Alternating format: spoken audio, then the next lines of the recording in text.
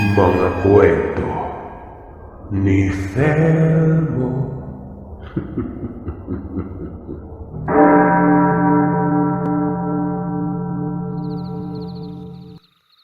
Mapagpalang araw sa inyo, Sir Seth. Tawagin niyo na lamang po ako sa pangalang Serapin. Kasalukuyan akong naninirahan ngayon sa may Cavite. Nangyari ang kwentong ito, dekada 80, sa lugar ng Leyte. Ang edad ko noon, kung hindi ako nagkakamali, nasa 12 taong gulang. Grade 6 ako noon. Hindi ko inaasahan noon na ang mga kwentong naririnig ko patungkol sa mga aswang at iba pa, totoo pa lang talaga. Sa tahimik naming pamumuhay sa isang liblib na lugar ng gitnang Leyte, naging matunog noon ang aswang. Kabi-kabila ang umuugong na balita. Maging ang mga magulang ko nga noon ay naging maingat na mga ito. Tatlo kaming magkakapatid at sinasabihan kami ng nanay na huwag umanong gagala pagsapit ng hapon. May namataang patay sa kabilang nayon. Bata umano ito at parang binalahura ang katawan. Ayon sa sabi-sabi, aswang umano ang pumatay roon at kinakailangan naming mag-ingat. Hanggat maaari umano kapag tapos na ang klase, diretso na sa bahay. Bilang masunuring anak, wala namang naging problema sa akin. Medyo malayo ang eskwelahan nun. Bali magkakasabay kaming magkapatid at matapos kong maihatid ay saka pa lamang ako papasok sa eskwela. Medyo distansya kasi ang silid-aralan nila. Kambal ang mga kapatid ko at matanda ako sa kanila ng 3 taon. Mga 1 oras mahigit ang lakaran bago makarating. Pero para bang napakalapit lamang nito kung tutuusin. Sanay na lang kami noon. Dumadaan kami sa napakatarik na bundok. Lampas taong mga damo, gubat, palayan, at tatawid pa ng sapa bago makarating sa amin galing sa eskwelahan. Maging ang mga kamag-aral ko noon, yung dati kong mga kaibigan, kaagad itong umuwi matapos ng klase. Sirit pa sa kwitis kong maglakad. Walang lingon-lingon, dahil na rin ito sa takot namin sa aswang. Hindi lang din naman kasi kami noon ang nasa malayo nakatira. May nakakasabayan din kami at kanika-nila na ng lihis ng daan kapag napapadako na sa kanika-nilang lugar. Kung minsan pa, nagkakatakbuhan. Medyo may pagkapilyo kasi ako noon. Binibilisan ko ang paglalakad ko. Tapos kapag nakarating sa unahan, magtatago at hahagisan ng daan ng kung ano-anong panggulat noon. Para bang ginawa ko pang katuwaan to. Yung mga kapatid ko naman ay nasanay na sa akin. Kapag wala na ako ay tumatakbo na kaagad ang mga yun para hindi na mabigla. May kilala ako noong isang babaeng matanda na madalas ko siyang nakikita sa isang kubo sa gitna ng palayan. Itago na lamang natin siya sa pangalang Manang Pika. Kung tititigan mo, para bang laging galit yon. Napakasungit kasi pero nung minsang nakausap ko, maayos namang makitungo. Napayuhan pa ako nito na wag daw kaming dumaan doon sa lisan. Gawa ng doon din daw dumadaan ang aswang tuwing hapon. Ang ibig niyang sabihin, ito yung tinatawid naming ilog. Malapit lang yun sa amin pero nakapagtatakang alam ni Manang Pika ang lugar na yon. Napapaisip tuloy ako na hindi kaya siya yung aswang. Sa kabila ng lahat, hindi ko naman siya pinapakinggan. Kumbaga baliwala lang. Maraming araw ang lumipas hanggang sa nagkataon noon na merong bagyo o unos. Papauwi na kami ng mga kapatid ko pero napilitan kaming sumilong pansamantala para antayin ang paghupa ng ulan. Madilim na nang humupa ito pero ang problema ay noong makarating kami sa bandang ilog. Hindi kami makatawid. Ang lakas ng baha. Umapaw pa ito. Tinitingala ko noon ang matarik na bundok kung saan ang itaas ay malapit sa amin. Pero hanggang doon lang. Nangangatog na sa lamig ang mga kapatid ko. Wala akong nagawa kung hindi sabihan silang antayin na bumaba ang tubig dahil kapag bumalik kami at sa bandang itaas dadaan, sobrang layo na ron. Parang wala ding pinag-iba kung mag-aantay kaming humina ang baha. Gumawa ko noon ng barong-barong gamit ang mga dahon na saging sa gilid ng isang malaking bato. Pero habang nangyayari yon, bigla na lang may kakaibang tinig kaming narinig. Nakakapangilabot yon. Para bang napakalaking ibon. Nagiyakan pa ang mga kapatid ko dahil, ayun na nga, nagkatakutan na aswang umano yon. Sabi ko naman hindi. Pero hindi ko sila napigilang umiyak. Paulit-ulit ang tinig na yon.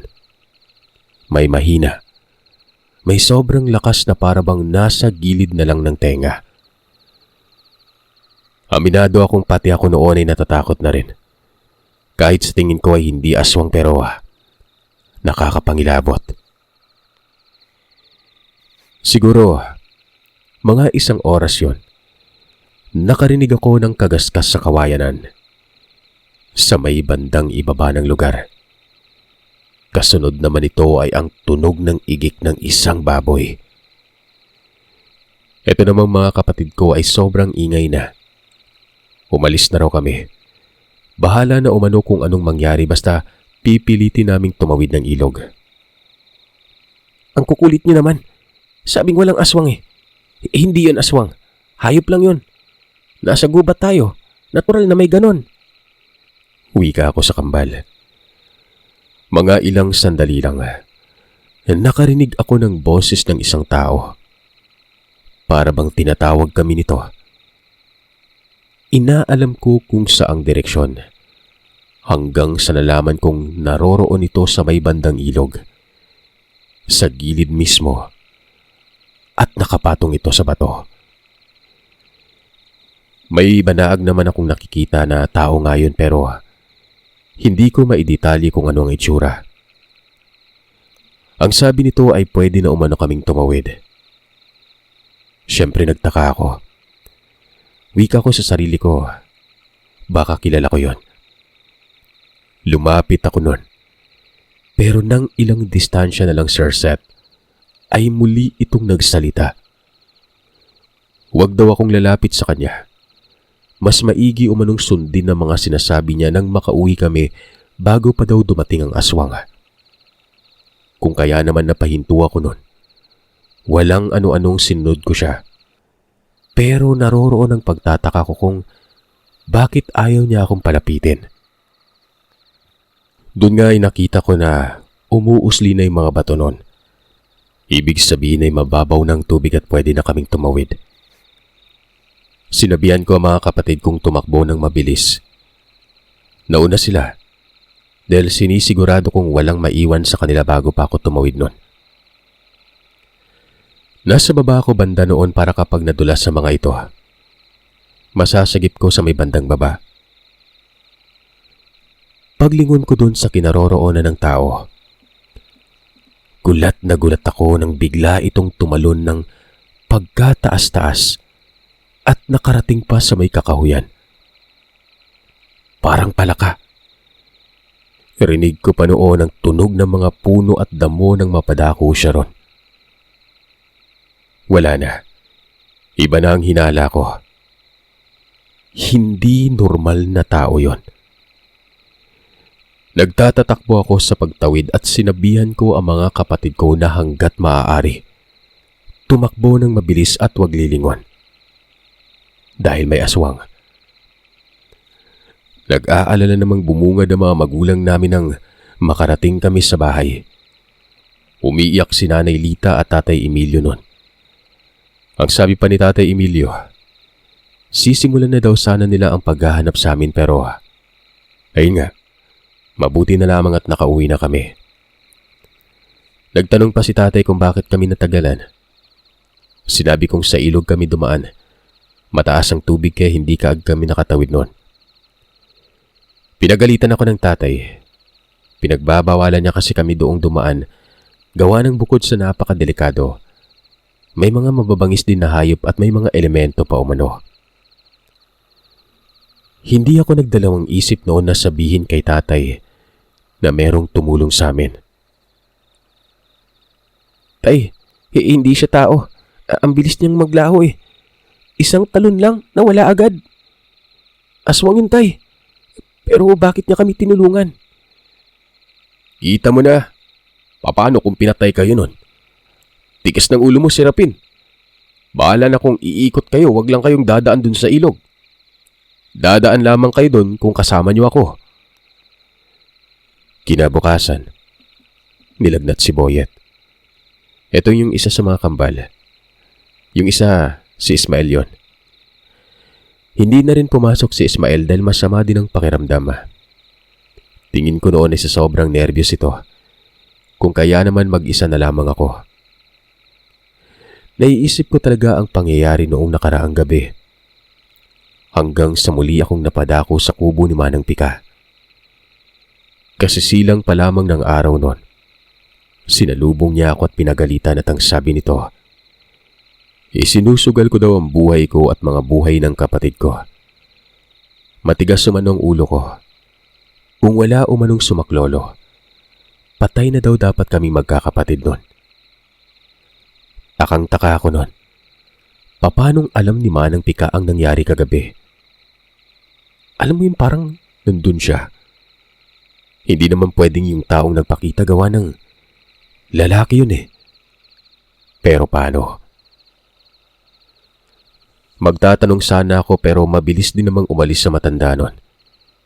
Pauwi ng bahay nila. Yung kubo kasi ay doon sa may palayan. Tambayan niya lang yon at hindi ko alam kung anong pinagagagawa niya roon maliban sa pagtaboy ng mga ibong maya. Pagsapit noon ng hapon, sinadya akong sumaglit sa kubo. Kaso ay wala doon si Manang Pika. Ang naroroon ay ang anak nitong lalaki na si Berto. Nagtanong ako sa kanya kung nasaan si Manang Pika at ang sabi niya naman ay bukas pa daw magbabantay gawa ng may pinagkakaabalan sa kanila. Nagdadalawang isip man ako noon pero nagtanong ako kay Berto kung ano bang klaseng tao si Manang Pika.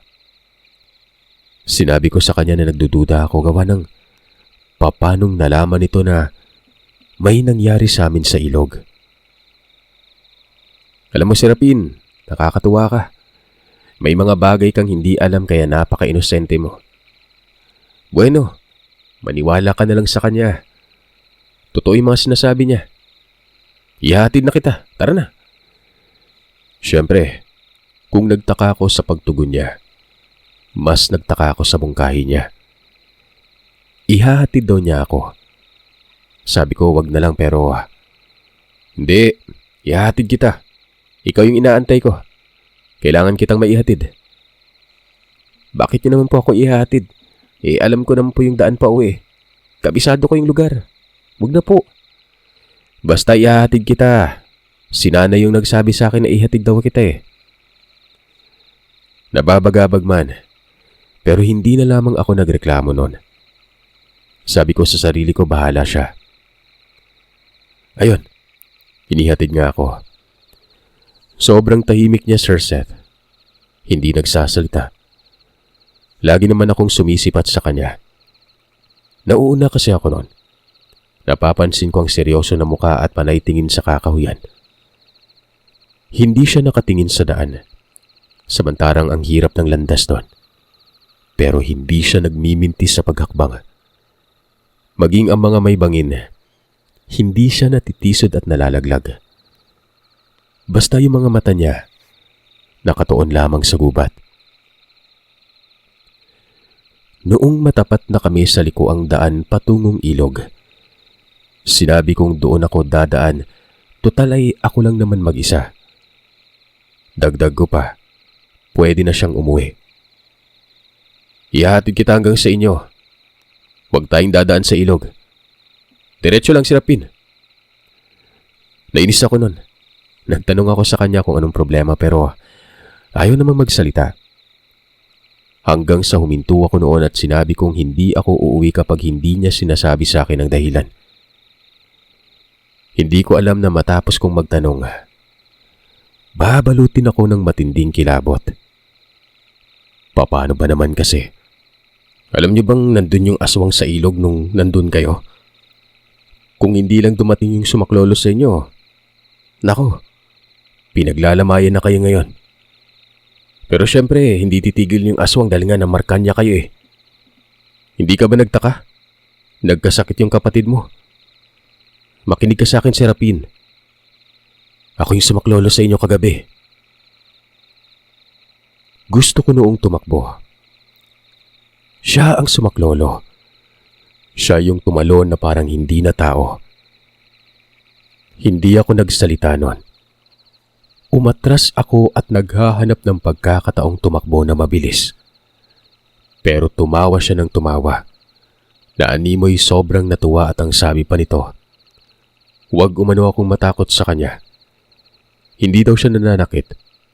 Niligtas nga daw niya kami kagabi nun. Gaya ng sabi niya ay may bagay daw kaming hindi alam pero para maliwanagan ako, sasabihin niya umano sa akin ang totoo nun. Pero dapat mapagkakatiwalaan kita, Serafin ha. Ano mang maririnig mo sa akin atin-atin lang to. Magagalit ako. Aswang ako. Naman ako sa tatay ko. Kaya alam ng nanay yung lahat ng dahil to sa akin. Araw-araw niya kayong binibigyang babala. Pero ayaw niyo naman makinig kaya ito. Nagkukusa na ako. Dagdag ni Berto, totoo daw na may aswang kagabi. At bukod sa kanya yon, nagsasakripisyo daw si Manang Tika para isalba kami. Yung pagpuslit niya doon sa may palayan, kami talagang sadya ni Manang Tika doon. Araw-araw din umanong nakasunod sa amin si Berto. Nagsimula ito ng may mamatay na bata. Tapos nalaman ni Berto na parang kami ang isusunod. Hindi niya naman maatim ito, kaya sinusubukan niyang hadlangan ang isang aswang na yon. Pero ibang lahi daw yon, at kung para sa kanya ay hindi niya kayang supuin ng ganun kadali lang. Kaya ang ginagawa niya, iniiwas niya na lang dito ang magiging biktima. Bahagyang kumalma ako nun. Nakikita ko naman sa mukha niyang pagiging maamo. Napakalaking tao pa naman ito ni Berto. Kung masama ito, tiyak walang kahirap-hirap ako itong mapapatay. Nagbuntong hininga ako noon, tapos nagsimulang maglakad. Inakbayan niya naman ako at muling sinabi na huwag matakot sa kanya. Hanggang sa nakarating kami sa amin, nakita kong may ibang tao sa amin noon. Kilala ko yon at ito ang kilalang albularyo na si Manong Erel. Yung dalawang kapatid ko, Sir Seth, nasa papag ng bahay sa may beranda na para bang may malubang sakit. Pinapausukan ito ni Manong Erel at nang magkatitigan sila ni Berto, bigla na lamang napatango itong si Manong Erel na wari ba'y magkakilala silang dalawa. Oh, ikaw pala Berto. Napadalaw ka? Tanong na matanda. Kasalukuyang nasa kusina sila nanay at tatay nun. Kabilang sa biranda. Yung biranda namin ay karugtong lamang ito ng sala. Iisa lang kasi ang papag at amakan lamang ang pumapagitan. Kumbaga, parang lantay yon. Mano po, inihatid ko itong si Serapin. Baka kasi gabihin eh. Ang buti-buti mo talaga, Berto. Alam mo ba ang nangyari sa mga ito? Huwag mong itanggi. Alam mo ito. Kaya nga po inihatid ko tong isa. Kamusta po yung dalawa? Napapailing na lamang ako noon habang nakikinig sa kanilang usapan. Nagbano ba naman si Berto tapos ang lumari ng pag-uusap nilang dalawa? Napatanong ako kung apo ba ng matanda itong si Berto. Ayon naman kay Manong Erel, hindi umano. Pero ginagalang daw siya dito. Tsaka paano ko yan naging apo kaidaran ko lang ang nanay niyan. Tong batang to, makikinig ka sa kanya ah. Sa lahat ng sabihin niya, ipakinggan mo at sumunod ka. Lalo na sa mga panahong ito. Alam mo ba yung nangyari sa mga kapatid mo? Abay, binati ng aswang. May malakas na kapit ng marka. Mabuti at naisugod ka agad sa akin. Tsaka kilala mo ba yung kasama mo? Nagpanggap ako noon na wala akong alam kasi nga natatakot ako kay Berto. Lalo na sa sinabi niya sa akin na walang makakaalam sa mga natunghayan ko sa kanya. Pero naniniwala akong kilala ni Manong Erel itong aswang na ito dahil kung hindi pa, bakit parang may malalim silang ugnayan?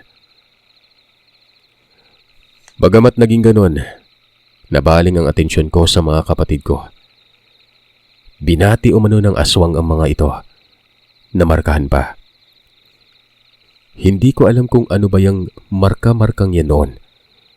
Nalaman kong ito pala ay uri ng orasyon ng isang aswang para masubaybayan ang kanilang bibiktimahin. Hindi naman nagtagal doon si Berto. Kaagad din itong umalis.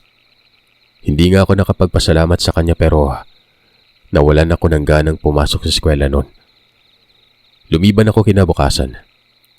Natakot talaga ako. Naiintindihan naman ito ng mga magulang ko pero nang sumunod na araw ay biglang dumating itong si Berto. Madaling araw yon at ang sabi, ihahatid niya daw kami sa eskwelahan. Bali hatid sundo na kami. Nagtataka si tatay hanggang sa ipinaliwanag naman ni Berto ang sitwasyon. Pero hindi niya sinabing aswang siya. Nais niya lamang umanong makatulong. Pumayag naman ang mga magulang namin noon. Magaling naman ang mga kapatid ko kaya ayon, nakabalik kami sa eskwela. Araw-araw yun na walang patid sa paghatid sundo si Berto. Hanggang sa kalaunan ay nakilala ko na talaga siya ng lubos. Napakabait at may pagkapilyo din. Kung minsan pa nga kapag umuulan, kinakarga niya mga kapatid ko na para bang kuya namin siya. Nagtataka lamang ako. Doon na madalas pumupustit sa amin si Berto at nakakasabayan namin ito ng kain. Kasi nga, inaasikaso na rin ito ni nanay at tatay na para bang kapamilya na. Pero ang tanong, bakit kumakain ng kagaya ng kinakain namin kung aswang ito? Sa pagkakaalam ko, batay sa narinig ko noon ay hindi kumakain ng normal na pagkain ng aswang. Nakakasira daw kasi ito sa kanila. Pero walang epekto kay Berto. Hanggang sa kalaunan, nalaman kong kaya daw niyang kumain. Katunayan, aswang lamang ang pinag-iba sa kanya. Sa normal na mga bagay, para lang din siyang tao. Ang kumakain umano ng karne, yun umanong bumabagat sa amin. Hanggang sa yung paglilihim na ito na aswang itong si Berto. Nabunyag din. Paano ba naman kasi? Labis-labis ang pagtataka ni tatay kung bakit ganoon ang malasakit nito sa amin. Hanggang sa dumating si Manong Erel at siya ang nagpaliwanag nun. Sinabi niyang aswang si Berto pero napakabuti umano. Pinoprotektahan kami sa ibang aswang doon na masasama. Siyempre, hindi naman pwedeng kaagad magtitiwala ang tatay. Naroroon ang pag-aalala at pagdadalawang isip nun. Pero nang tumagal, nasanay na rin sila. Lalo na't nakikita nilang napakabait talaga nito si Berto. Tsaka masaya kami ng kapatid ko kasama si Berto nun. Maging yung mga kapatid ko nun, nalaman yung sekreto nito. Makalipas ata ng 1 buwan, nagkaroon ng engkwentro sa kapwa aswang si Berto. At sa pagkakataong ito, naroroon kami ng mga kapatid ko. Papauwi kami noon. Nagtatawanan pagawa ng nananakot itong si Berto. Pero ilang saglit lang noon, bigla na lang itong natahimik at kinabig kami ng mahahabang kamay patabi ng daan. Para bang pinoprotektahan niya kami noon. Natakot naman ako kasi nga parang may kalaban o banta siyang nakikita. Ano mang mangyari, wag na wag kayong lalayo sa akin ha. May dalawa ditong nakapasid. Ay, hindi talaga tumitigil. Medyo malakas sila eh. Hindi nakakayang kontra ni Manong Irel. Naiyak ang mga kapatid ko noon, habang ako naman ay nagpipigil pero hindi ko napigilan na mapaihi sa takot noon. Sumasabog na ng dibdib ko at pantog sa takot. Takip silim na, nakikita kong konti na lamang ang nakadungaw na liwanag. Hanggang sa may nagpakitang dalawang tao. Isang babae at isang lalaki noon, na para bang mga taong gubat ito. Ang dumitingnan kahit maayos naman ang suot. Yung mga buhok ay buhagag. Kalmado lang naman ng mga yon. Pero si Berto, hindi mapakalma. Napakadiin ng pagkakahawak niya sa amin. Hanggang sa nagsalita ang babae. Ayon sa kanya ay isa lamang umano ang hinihingi nila. At sana umano ay mapagbigyan ito ni Berto. Magkakamatayin muna tayo. Ang sasama nyo. Walang ano-ano ay biglang lumapit ang lalaki nun. Pilit kinukuha ang isa sa amin. Kitang-kita ko sa mga mata nito ang panlilisik at may kakaibang amoy siya. Napakabaho. Sinipa ito ni Berto tapos tinulak kami ng kapatid ko. Sabi ni Berto nun, huwag kaming aalis. Mahimahimatay na sa kakaiyak itong kambal. Ako noon ay napaiyak na rin. Maya-maya ay biglang pumangit ang mga mukha ng dalawang tao. Saksing buhay ang mga mata namin ng mga kapatid ko. Ganun palang itsura ng mga aswang. Nakakapangilabot ang mukha na matutulis sa mga ngipin na hindi mo mawari kung aso ba o pusa nun. Samantalang si Berto naman noon ay hindi ko alam na mas pangit pa pala ito. Napakahaba ng kamay at paa ni Berto. At tama siya ng mga sinabi. Ibang uri nga ang mga kalaban. Pero kung postura lamang umano ang babasihan, hindi hamak na nakakatakot pa si Berto. Dumapa yun na para bang palaka. Umaamba ng pagsakmal. Ito namang mga kapatid ko. Sigaw ng tulong. Hanggang sa nagkaroon na ng paglalaban. Bawat pagtatangka ng kalabang aswang na lumapit sa amin ay sinusunggaban ni Berto. Walang ano-ano ay nadali niya ang isa nun. Hindi ko alam kung paano gawa ng ang bilis nila eh. Dito na sinabi ni Berto na tumakbo na raw kami. Sumunod kami nun. Kasabay ng pagkaripas namin ay ang sigaw ng sigaw sa paghingi ng tulong. May nadaanan pa nga kaming tao. Magbubukid. Tapos nagtanong kung anong nangyayari. Sinabi ko naman na may nagpapatayin sa may bandang unahan. Pinuntahan ng taong yon. Pero paglingon ko, para bang nabaliw saglit yon. Kitang-kita ko ang pagkataranta habang tumatakbo palayo. Bumulusok yun pababa at tingin ko, nagkanda sugat-sugat yon. Kami ng kapatid ko ay takbo pa rin ng takbo. Kahit papano'y nakikita ko sa mga kapatid ko na para bang walang kapaguran. Hanggang sa makarating kami malapit sa isang bahay doon. Dito na gumulong sa damuhan ng mga kapatid ko na sa tingin ko ay doon palang napagod ito nang makakita ng ligtas na lugar. May mga tao kasi sa bahay na yon.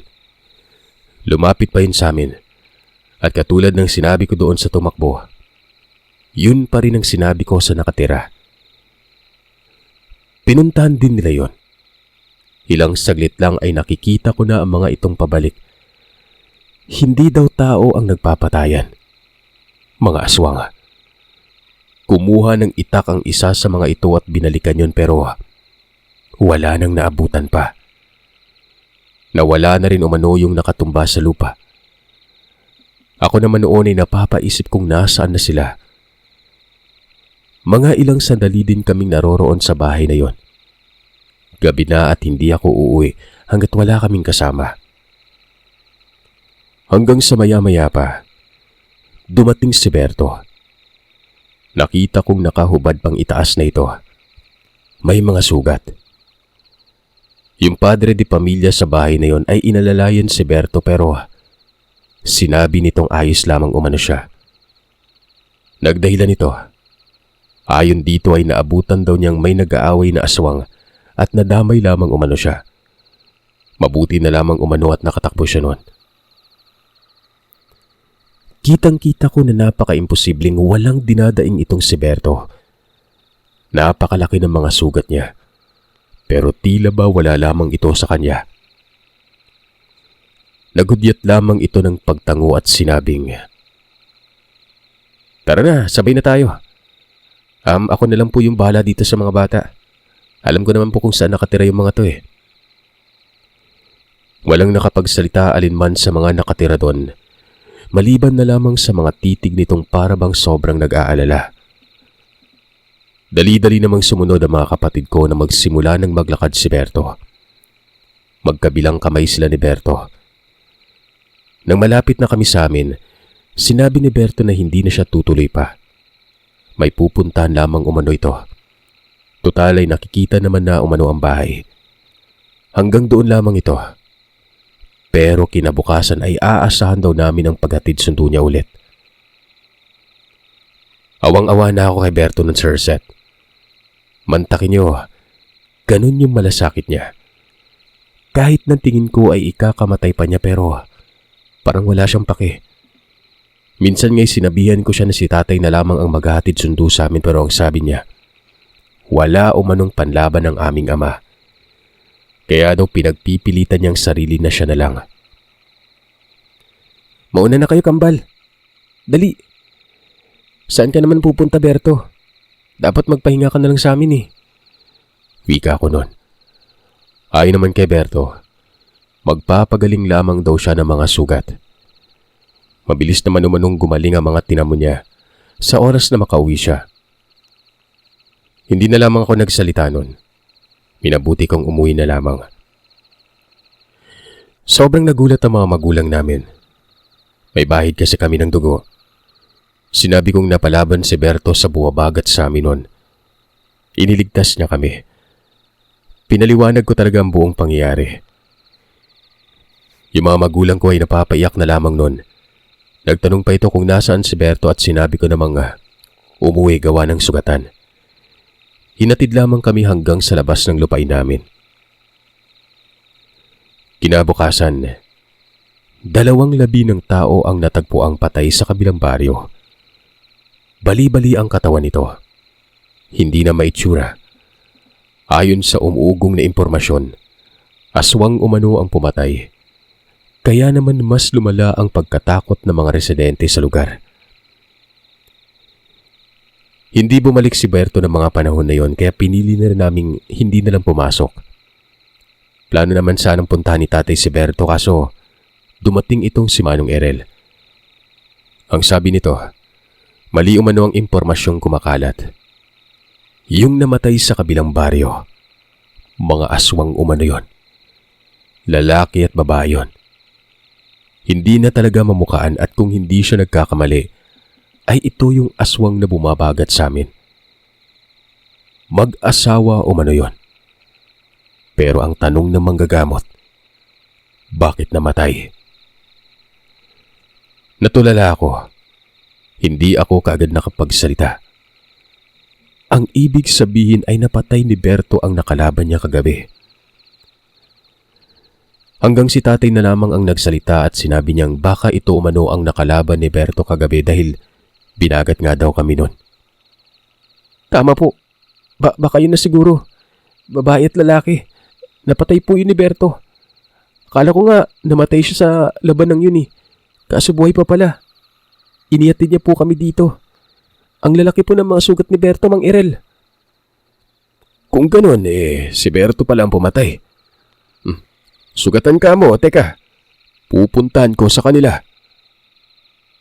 Umalis si Mang Erel. At pagsapit ng hapon noon, bumalik ito na may dalang napakasamang balita. Patay na umano si Berto. Ayon sa mga nalaman ni Manong Erel sa nanay ni Berto na si Manang Pika, dinala pa daw ni Berto ang mga labi sa malayo kagabi matapos kaming maihatid sa amin para hindi daw pagkaguluhan ng lugar namin noon. Matapos makapagsalita ng ilang pangungusap sa harap ni Manang Pika, bumagsak ang katawan. Tuluyang namatay at nasa anyong aswang pa umano yon. Para bang huling habilin na mga impormasyong binitawan. Hindi na kayanan ng katawan nito ang tinamong sugat. Mabuti sana kung sugat yung normal pero kagat umano yun ng mga aswang ayon kay Manong Erel. Lahat kami noon, Sir Seth, bumaba ng bundok at nagtungo sa kanila. Kumpirmado, wala na nga si Berto. Nakabalot na lamang ito ng banig. Ang kasama niya ay ang nanay niya at 2 kapatid na babae. Walang ibang tao doon. Hindi naman pwedeng paglamayan daw yun kasi nga nasa anyong aswang si Berto nang malagutan ng hininga.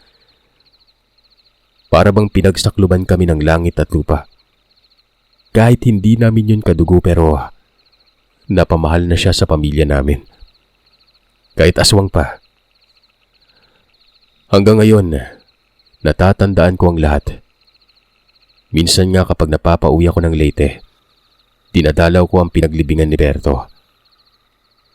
Isipin niyo, may ganong klaseng aswang. Kahit sino bang malalagay sa kalagayan namin ay hindi magiging madali ang lahat. Hindi namin kaano-ano yon. Hindi namin kadugo pero sinugal niya yung buhay niya para sa aming magkakapatid. Wala akong hinahangad na iba, kundi ang katahimikan niya at sana nasa paraiso na siya. Maraming salamat sa malasakit mo sa amin, Berto. Maraming salamat sa aswang na minsang naging isang bantay at nagligtas ng buhay naming magkakapatid.